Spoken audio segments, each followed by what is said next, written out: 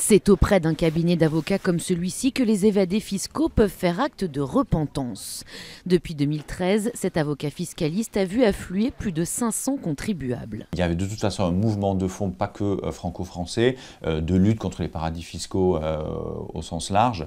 Et c'est vrai qu'aujourd'hui, il est extrêmement mal vu par la société de manière générale de détenir des comptes à l'étranger, alors que c'était un secret de polichinelle. Le dossier est préparé dans ses murs, puis transmis à la cellule de Bercy dédiée aux repentis fiscaux, qui calcule ensuite les pénalités. C'est, je dirais, de l'ordre de 25 à 35% du montant total du compte. En 3 ans et demi, 46 972 contribuables fraudeurs ont demandé leur régularisation.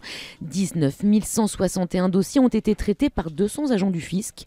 Sont ainsi réapparus 28,8 milliards d'euros dissimulés à l'étranger et 6,3 milliards d'euros ont déjà été récupérés par l'État. Pourtant, du côté des syndicats de Bercy, on est loin de s'en satisfaire. On a supprimé 30 000 postes à Bercy depuis 10 ans. En même temps, les schémas de fraude sont extrêmement complexes. Il est évident qu'il manque en premier lieu des moyens humains. La fraude fiscale, toute catégorie confondue, coûte à l'État entre 60 et 80 milliards d'euros chaque année. Une bonne partie est due à la fraude à la TVA. En ligne de mire aussi, les pratiques abusives des très grandes entreprises.